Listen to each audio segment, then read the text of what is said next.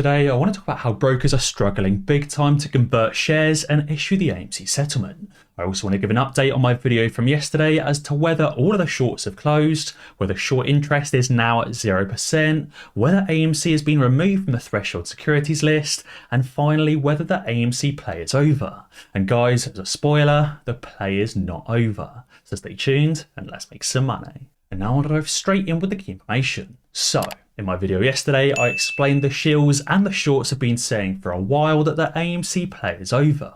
The shills have been saying the shorts will cover when AMC is pushed below $2 per share. They've been saying the reverse split is game over for the AMC play and that the shorts are just about to close. Well, as an update, Phil for Real has tweeted saying AMC is still on the New York Stock Exchange threshold securities list after the reverse split. That means the FTDs are still continuing, and it means shorts are still continuing to short more shares and continuing to rack up more fail to delivers. Not only that, but Spencer's tweeted saying, so basically the DTCC does not have enough shares of AMC post-ape conversion to deliver those shares. As a result, Fidelity is showing 275% short interest on the quote for AMC. Now this means the short interest hasn't decreased from 40% down to 0%, it's actually increased up to 275%. Whether this is just a Fidelity glitch, whether it's showing on other brokers as well, I don't know. But what I do know is that the shorts have not closed. The shorts are stuck and they cannot close out at these low price levels because the only reason AMC has fallen to these levels is because the shorts have shorted more synthetic shares. And that means that we are indeed right that shorts are indeed stuck and being stressed more and more financially and will soon be going bankrupt.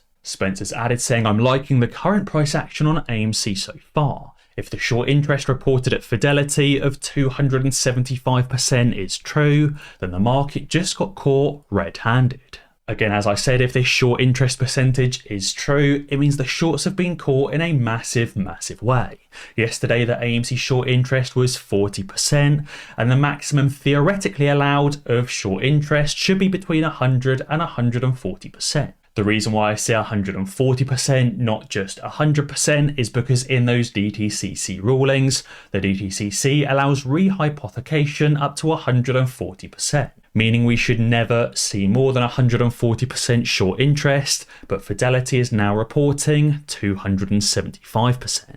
But let's talk about how these brokers are struggling big time to convert shares and issue the AMC settlement. AMC Ape tweeted saying there's been reports of multiple brokerages messing up on that Ape conversion. We know the reverse split was yesterday on the 24th and actually took place on the 23rd in the after hours. Now the conversion should have taken place yesterday after the market close and should have been there today at market open. But clearly many brokerages, as I expected, are messing up on the conversion. Now Spence said he believes the reason why these brokerages are messing up is because the DTCC does not have enough shares of AMC post-conversion. As Vekaby added, he said, do you know why the brokerages haven't converted your shares yet? Because there's no real shares available. He said they couldn't find any shares in the past 4 days. That's why AMC is still on that regulation SHO threshold securities list. The reason why they couldn't find any real shares is because no one sold. But interestingly, even though they couldn't find any real shares to close out of those FTDs or to deliver for the conversion, they still managed to find 30 million plus Magic Liquidity Fairy fake shares to short into the market. And he said that's why shares are sitting in the brokerage accounts waiting to be converted, aka waiting for someone to sell real shares. Some of you may have your Ape shares already converted and others may not. And that's because some paper hands may have sold the other day, allowing some shares to be converted, but the majority haven't been converted yet. And that's why multiple reports are being seen of multiple brokerages messing up on the conversion. Now, StockSense Frank and Susan Trimbath have explained why FTDs or failed to delivers are important to you. You can currently get a guaranteed free share of Tesla, a $50 cash reward, and up to 15 free shares on top of that, which you could always use to buy more shares of AMC or of GameStop.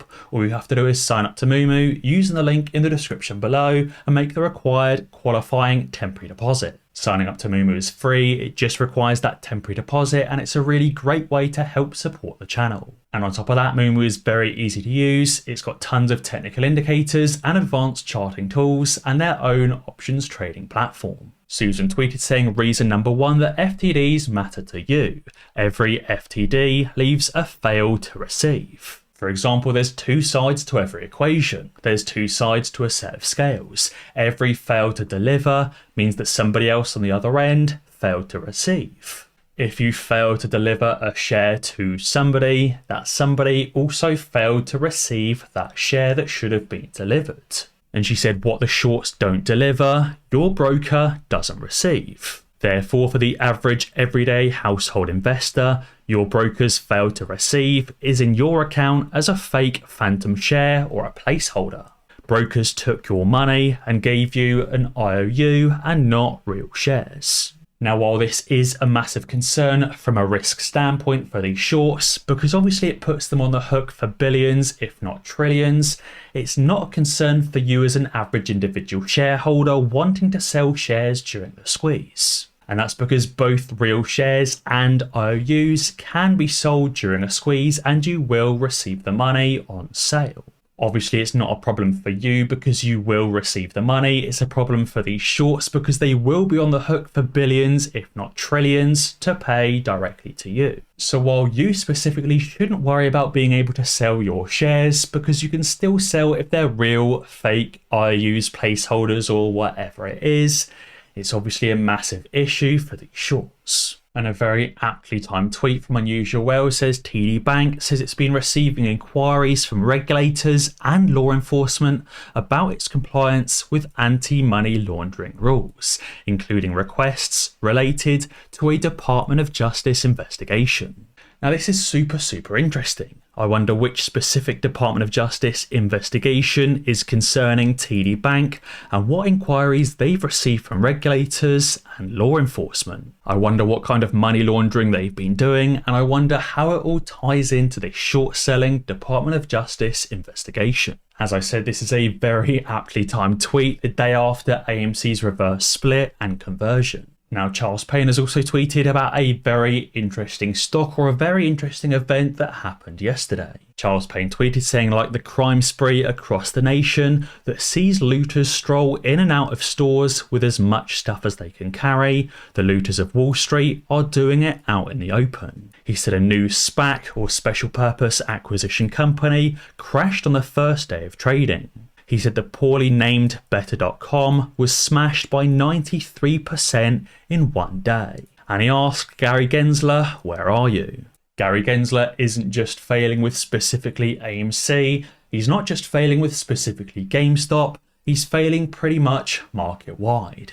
You can see Aurora Acquisition Corporation was down by $16.30 per share, or down 93% in one singular day. It went from being worth $4 billion to less than $500 million in just one singular day. I personally don't know too much about Better.com, but they must be somewhat successful to go public in the first place. So how on earth are they legitly down 93.41% in one singular day? Obviously the answer being is that it's not legit at all. The answer is crime. It seems the shorts will continue stooping lower and lower, attacking any company they can get their hands on. Speaking of which, I'm very interested to see what happens to the AMC short interest on Fidelity and other brokerages over the next few days. Whether this short interest continues rising from 275% upwards, or if it magically changes to something not illegal. I also want to see how long it takes these brokers to deliver and to convert APE shares correctly and to deliver the AMC settlement.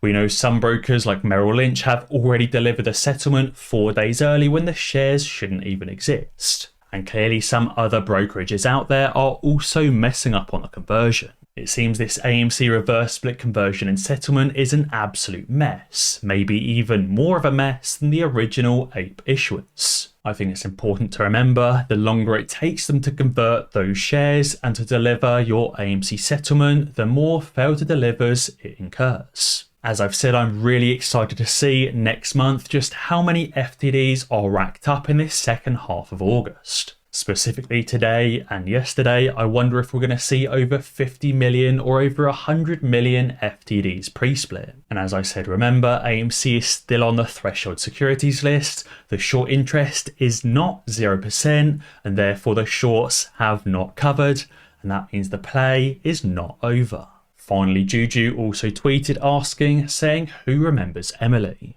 Now, obviously, this is way back in 2021, but you may have seen these few tweets from the Emily account. So she started off by tweeting saying, listen, I'm not really supposed to be sharing this, but here goes. Everyone here at Citysec or Citadel Securities is worried about the retail collusion. She said, our volatility engines are totally broken and the sequencer is overflowing. People are scared for their jobs and even Ken is in the office lately. She said, we didn't think we'd have to cover so many shorts. Obviously only a few and nowhere near all of them. And the dark pools are becoming thinner by the minute due to pricing mismatches. This is a crisis like I've never seen in my 3 years in the industry. Now, somebody started off calling her bluff, saying, kind of doubting the information you're tweeting. Sounds very trust me, bro. Do you have any proof or any support? And she posted this photo saying it's true, all of it, on the 10th of June 2021, and even tagged the Emily account against a Citadel Securities face mask. Clearly, Emily does indeed work at Citadel Securities, as this is something you can't really Photoshop. You can't really Photoshop a note and a face mask together, even with the shadow included. Emily clearly worked at Citadel, and Citadel were having an absolute nightmare back in June of 2021, like they're probably having today as well. Considering we're seeing such a massive mess across multiple brokerages delivering shares early, not converting shares, and everything else under the sun, Citadel Securities and the other shorts must be having a terrible few days. But guys, be sure to let me know what you think down in the comments below. And as always guys, be sure to ding that notification bell, because that way you'll be alerted when I upload a new video. Cheers.